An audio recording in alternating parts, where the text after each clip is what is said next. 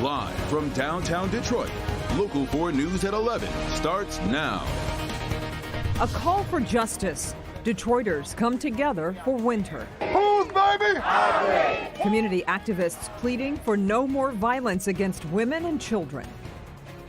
And those pleas coming as the FBI processes the evidence found in the East Side alley where Winter Cole Smith's little body was found. Thanks for being with us, everybody. I'm Kimberly Gill. I'm Devin Skillian. Off the top at 11, Detroiters came out tonight sickened by what this toddler was forced to endure.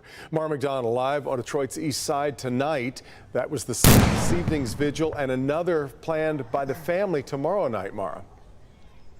Hi, Devin. Sorry, we just had a really loud boom out here. Someone's letting off M80s in the middle of the street. That's why I look so startled. And yes, correct. Tonight's vigil was activists. Tomorrow is the family. However, I did speak at length with Winter's grandpa tonight. You're going to hear more from him in a minute. But tonight was really about the community coming out to grieve. Let me show you. How many, raise your hands if you was impacted by what happened to baby Winter? Yeah. Everybody out here. I don't think anyone can look at the pictures of that pretty little girl and not just ache for her mother and her entire family. Pastor Mo, who's been a fixture in trying to curb violence in the city for years, was as impassioned as I have ever seen him tonight. It ain't about race and color, but I want it to be known around the world. We do not condone this BS right here. Putting out a demand for women and children to be cared for and a plea to young men. I want you to look at this and say and make an oath to yourself.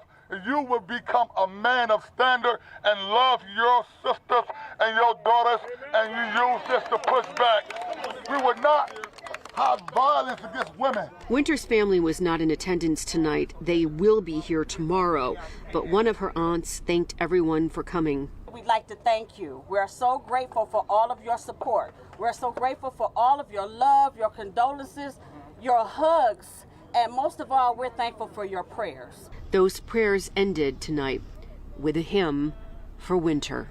I love you, I love you, I love you, Lord, today.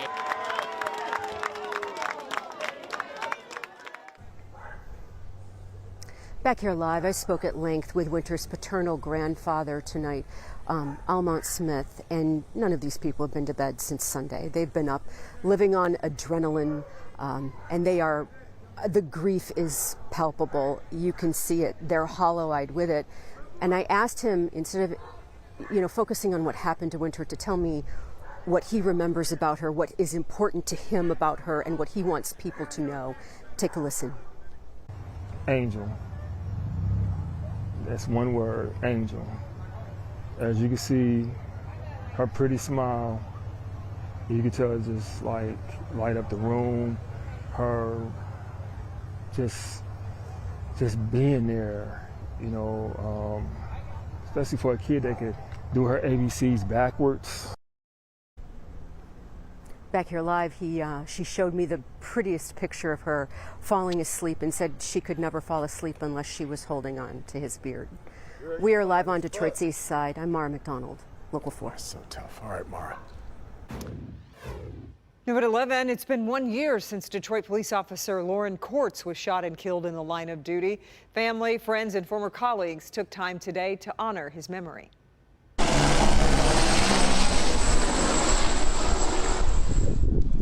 Dozens gathered outside the 2nd Precinct on the city's west side to remember Officer Courts. Last July, Courts had just arrived to a 911 call when a 19-year-old opened fire from an upstairs window, hitting and killing him. He left behind a wife and 2 children who are still learning how to live without their beloved Lauren. So coming here today was hard, but seeing all of the green pants and the black shirts was harder. It was something that Lauren was so proud to do. But seeing all the Batman and the Lauren shirts means the world to us. We pray for you guys every single night. As much as we all miss Lauren, I consider myself lucky that I get to see his smile and his son, his gymnastic moves and his daughter. I get to watch his legacies, and I'm grateful for that. The 19-year-old who shot Officer Quartz was killed by police. The man who bought the gun used in that shooting is serving a 2-year prison sentence. The Monroe County Toledo KOA Holiday Campground is draining its swimming lake. Of course, this comes after multiple drownings, one near drowning in the past few years. And tonight we're hearing from the families who have sadly been closest to these tragedies. Jacqueline Francis live with their push to make this happen. Jacqueline. The most recent drowning happened last week, and it was just yesterday that they made the decision to drain the pond for good. Now, the campground isn't saying why they decided to do that, but the victims' families tell me they have a good idea why. It's not something you see every day, a campground draining its lake after multiple drownings. It was like a 50-pound, 100-pound weight was lifted off my chest because I was so relieved. 2 years ago, Dave Snook's 13-year-old son went for a swim at the KOA Monroe County Toledo campground. He nearly drowned and has been in a vegetative state ever since. We still have Andy. He's still here. He's still a miracle. But the Andy before, I don't think we'll ever get him again. Last summer, 15-year-old Jalen Hale drowned there. And just last week, 18-year-old Anthony Shores also lost his life there in a drowning. The victims' families have been fighting for this day, wanting the campground to take responsibility and close the lake for good. They also wonder about its past. Oddly enough, a girl in my class that I'm teaching, her 8-year-old brother 20 years ago passed away in the same body of water. And I've just met her first time in my entire life. As the water drained, the families felt a small sense of victory. Maybe these actions prevented somebody else this year or next year. Maybe it did save a life. Maybe it saved 5 lives. 2 of those families have filed lawsuits against the campground. We've reached out to the campground for comment but have not heard back. Reporting live in Detroit, Jacqueline Francis, Local 4. Okay, thanks, Jacqueline. A barricaded situation in Washtenaw County ends with a suspect taken into custody. The standoff took hours, and it all started with a deadly stabbing in a parking lot at the Aspen Chase Apartments in Ypsilanti Township. A woman was killed, and the suspect, armed with a gun, ran into a friend's apartment. That friend was inside at first, but was able to get out safely. Crisis negotiators finally convinced the suspect to surrender. Nearly 24 people displaced after an apartment fire in Van Buren Township. Flames broke out at the Wavery on the Lakes on Denton near I-94 and I-275. Firefighters were able to get the flames under control, but then the fire rekindled. About an hour later, that forced crews to come back.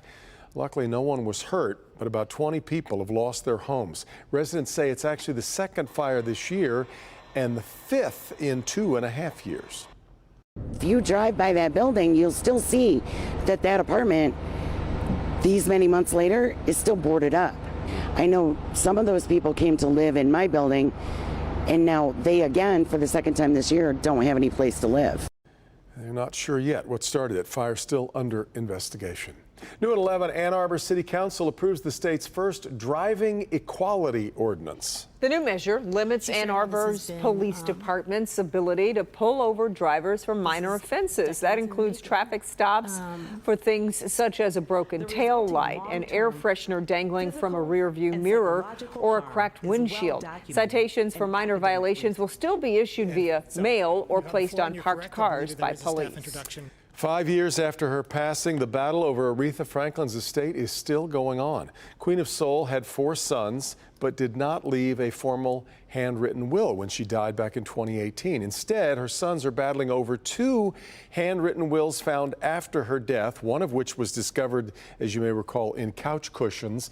The estate likely involves assets like real estate, furs, jewelry, future royalties from Franklin's work.